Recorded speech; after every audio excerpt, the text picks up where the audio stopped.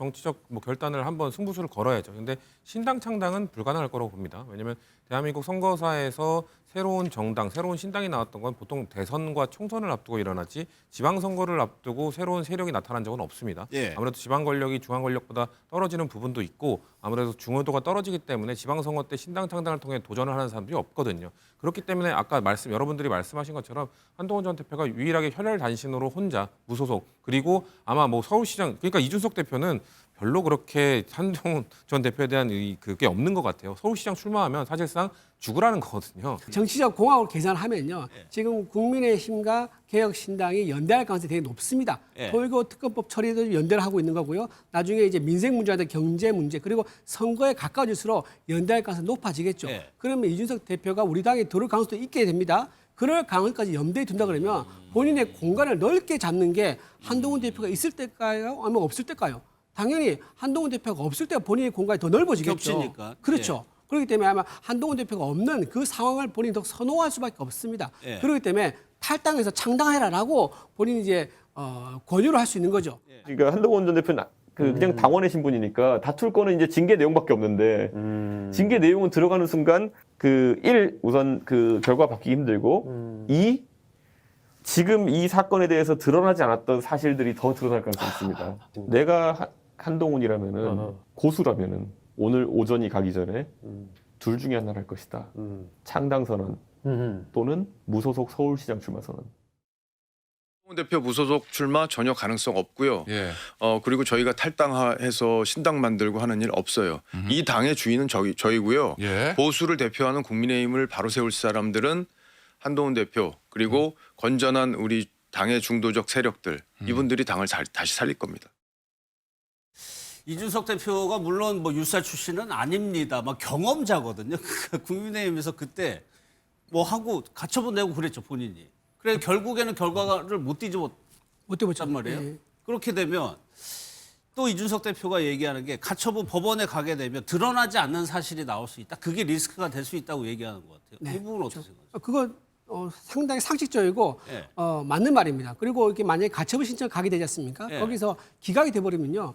재미가 확정적이 된 거죠. 법원에서까지. 그렇게 되면 정말 5년 내에 다시 정당으로 돌아올 수 없는 그런 상황이 될 수 있는 거고요. 또 수사로 갈 경우에 예. 경찰에서 굉장히 이거를 이제 유죄 취지로 판단할 가능성이 높아요. 예. 경찰 수사를 지금 하겠다고 하지 않습니까?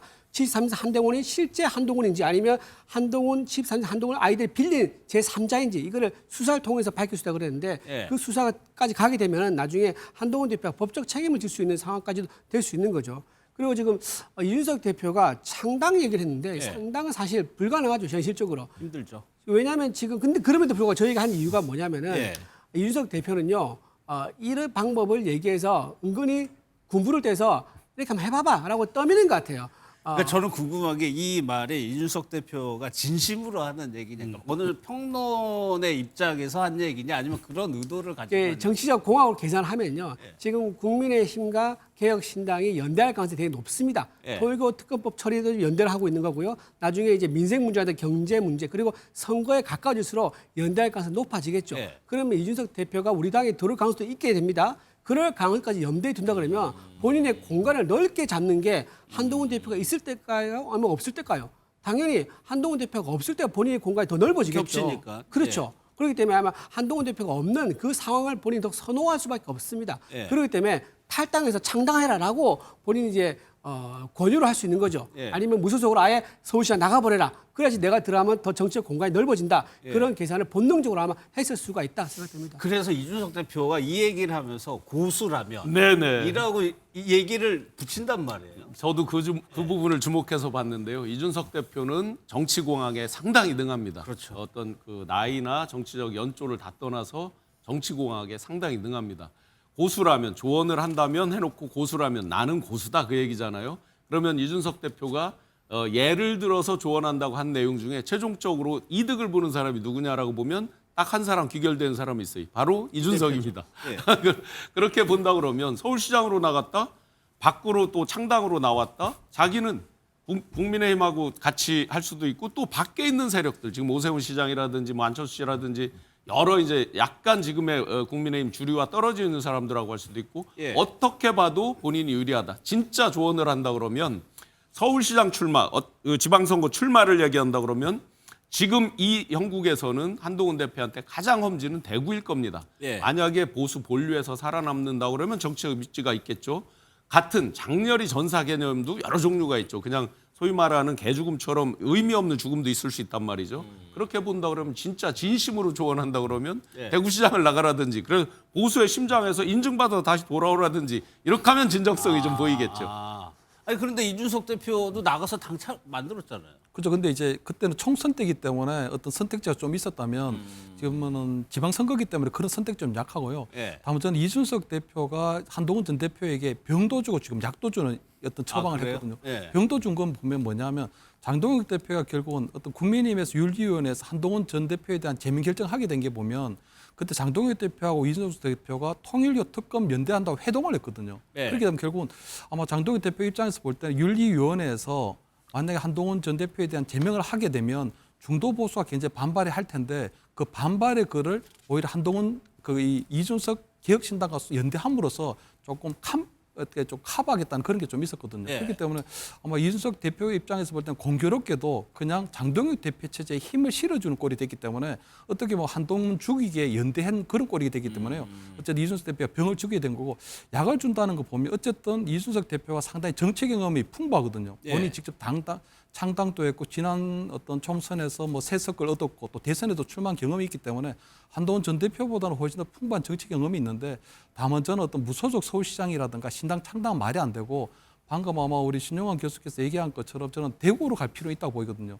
지방선거에서 대구로 간다는 건 대구시장이 아니라 대구시장에 출마하는 국회의원이 있는데 예. 그 대구 어떤 지방선거 때 어떤 대구에서 어떤 국회의원 재보궐선거에 출마할 가능성이 있다고 보이거든요. 왜냐하면 어떤 수도권이나 부산하고는 달리 대구 같은 경우에는 민주당의 어떤 지지세가 약하기 때문에 예. 국민의힘 후보와 한동훈 대표가 무소속으로 나간다고 한번 1대1로 한번 붙어볼 만하다고 보이거든요. 특히 대구 같은 경우는 과거에 유승민 의원이나 홍준표 의원 같은 경우에 공천을 못 받았을 때 무소속으로 나왔는데 그때 그분들이 손을 잡아줬기 때문에 저는 아마 이번에 대구 민심에 대해서 그러니까 대구 어떤 보수의 본사인 대구에 가서 한동훈 전 대표가 내미는 손을 대구 시민들이 잡아주면 예. 저는 중앙정치에 계속 할 수 있는 것이고 아마 그 과정에서도 보면 국민의힘이 계속적으로 윤 의견이 포획되어 가는 정당으로 변하고 있는데 예. 본인의 어떤 새로운 보수 정당의 어떤 청사진을 제시하면서 대구에서도 이제 어떤 새로운 보수 정당의 어떤 출범을 좀 알리게 된다면 저는 대구 시민들에게 충분히 어필할 수도 있고 본인이 한번 승부수를 걸어볼 만하다고 보이거든요. 그렇기 때문에 저는 아마 이준석 대표가 한동훈 전 대표에게 얘기하는 국민의힘과 이제 헤어질 결심을 해라. 헤어질 결심을 하라고 하는 조언은 분명히 맞는 이야기고 예. 다만 그런 것들이 이번 지방선거에서 어떤 형태로든지 출마해야 되거든요. 거기에서 저는 대구에서 국회의원 재보궐선거에 출마하는 것들은 굉장히 중요한 선택지 중에 하나인데 한동훈 전 대표가 본인의 선거를 아직 한 번도 치러본 경험이 없거든요. 그렇죠. 그렇기 때문에 과연 그러한 담대한 용기를 담대한 선택을 할 수 있을 것인가 이 부분이 이제 한동훈 전 대표에게 달려있다 이런 말씀을 드립니다. 뭐 선거 출마라는 게 말은 쉽게 합니다. 뭐 신용환 의원이 잘했지만 이게 쉽지 않은 선택이고요. 특히나 한동훈 전 대표처럼 검사, 엘리트 검사로 쌓은 사람이 선거에 무소속으로 출마할 수 있냐. 성취준 부대변인. 그러면 지금 한동훈 전 대표 입장에서는 남은 선택지가 가처분 신청해 놓고 그 결과 기다리면서 당내의 여론을 환기시키는 이런 거밖에 없을까요? 아니면 실제 출마 가능성도 있다고 보세요? 사실 출마 말고는 방법이 답이 없습니다. 없어요? 네, 왜냐하면 돌아갈 수 있는 방법이 없는 상황 속에서 네. 또 뭐 정치적 뭐 결단을 한번 승부수를 걸어야죠. 근데 신당 창당은 불가능할 거라고 봅니다. 왜냐하면 대한민국 선거사에서 새로운 정당, 새로운 신당이 나왔던 건 보통 대선과 총선을 앞두고 일어나지 지방선거를 앞두고 새로운 세력이 나타난 적은 없습니다. 예. 아무래도 지방 권력이 중앙 권력보다 떨어지는 부분도 있고 아무래도 중요도가 떨어지기 때문에 지방선거 때 신당 창당을 통해 도전을 하는 사람들이 없거든요. 그렇기 때문에 아까 여러분들이 말씀하신 것처럼 한동훈 전 대표가 유일하게 혈혈단신으로 혼자 무소속 그리고 아마 뭐 서울시장 그러니까 이준석 대표는 별로 그렇게 한동훈 전 대표에 대한 그게 없는 것 같아요. 서울시장 출마하면 사실상 죽으라는 거거든요. 애정이 없는 것 같아요. 그렇죠. 애정이 있는 게 아니라 고수라면이 아니라 저거는 마치 그냥 그 죽는 길을 보여주는 것 같아요. 만약에 서울시장 무소속 출마하잖아요. 당선도 안 되고 국민의힘 후보의 표를 깎아먹으면서 결국 보수 진영이 붕괴되는. 그리고 오세훈 시장이 현직 시장이었는데 지금 분위기상 오세훈 시장이 공천을 받을 수 있을지도 모르겠습니다만 워낙 윤석열이나 장동혁 대표 주류들은 오세훈 시장조차 뭐라고 하고 있으니까. 근데 그럼에도 그런 현직 시장까지 당선이 안 되는 역할을 하게 되면 영영 못 들어가게 되는 거고요. 아까 말씀하신 것처럼 부담 없는 대구나 이런 쪽을 가는 것이 사실 지난 지방선거 때도 대구시장은 홍준표 시장 무소속으로 됐었잖아요. 그러니까 대구시장도 그렇고 대구 국회의원도 그렇고 대구 지역에 계신 유권자분들은 보수 정당이 너무 내홍이 겪을 때 내홍을 겪을 때 뭔가 쫓겨난 사람에 대해서 손을 잡아준 적이 여러 점 있었기 때문에 근데 단점은 한동훈 전 대표가 대구와의 연이 아예 없기 때문에 그런 부분에 있어서 하나도 없나요? 지금 제가 알기로는 뭐 없습니다. 뭐 그렇기 때문에 대구에 출마를 해서 뭔가 그 제기를 하는 게 그렇게 쉽지만은 않을 건데 방법이 그렇게 많아 보이지 않기 때문에 몇 가지 중에 선택은 해야겠죠. 제가 조금만 이준우 대표님은 어떻게 생각하세요? 홍준표 시장과 이제 비교를 하시는데요. 무소속으로 이제 시장 당선된 적이 있지 않느냐. 그분은요 한나라당 시절부터 정치를 쭉 해왔던 분이십니다. 서사가 많죠. 근데 지금 한동훈 전 대표는 3년 정치 인생이 3년입니다. 근데 그 3년에 대해서 평가가 좋으냐 그것도 아니에요. 비대위원장 시절에 선거를 총괄했지만 참패했고요. 또 당 대표가 됐지만 보궐선거에서도 졌습니다. 어쨌든 선거에 본인이 총괄했던 경험 둘 다 진 적이 있었기 때문에 과연 이렇게 짧은 3년 정치 경험 가진 사람이 대구에 간다 한들 대구 시민들에게 선택을 받을 수 있을지 좀 의문이 들고요. 그렇다면 서울을 노릴 수 있습니다. 서울에 만약에 현역 의원이 서울시장 출마한다고 보궐에 생겼을 사실 경우에 서울 연구니까요. 그렇죠. 서울 연구니까 또 무소속 나갈 수 있거든요. 그렇게 되면 본인 당선되기 위해서 친한계가 붙을 거예요. 그런데 국민의힘이 있는 친한계 인사가 붙어가지고 거기에 나와 있는 국민의힘 후보가 아닌 무소속 한동훈 후보를 도와준다면 이거 진짜 선거판이 어떻게 되겠습니까? 그렇기 때문에 제가 보기엔 선거 출마 가능성은 매우 낮다. 그리고 신당 창당 가능성은요. 제가 두 가지만 말씀드릴게요. 왜 가능성이 없냐면은 신당 창당하려면 전국에 5개 시도당을 만들어야 되거든요. 그러니까 조건이 있죠. 그렇죠. 그게 1,000명 이상이 됩니다. 그러니까 5개니까 5,000명의 당원을 모집해야 되는데 본인 북코선트에 1,500명밖에 모으지 않았는데 어떻게 짧은 기간에 5,000명을 모으겠습니까? 그리고 의원들 따라 나갈 의원들 과연 있을까요? 비례의원들은요 따라 나가는 순간 의원직이 상실됩니다. 의미가 없는 거죠. 그러면 지역구 강남구에 있는 지역구들이 나갈 수 있을 건데 강남에 있는 의원들이 따라 나가서 창당한다. 그러면 그 자리에 당협위원장이 국민의힘이 새로 이제 임명이 되겠죠. 그러면서 그 다음이 없는 거예요. 그 다음 선거에 2년 뒤가 있는데 그 다음에 선거에서 떨어질 가능성이 매우 높죠. 그래서 현역 지역구가 있는 의원들도 따라서 나갈 가능성이 거의 없다. 그런 말씀드립니다.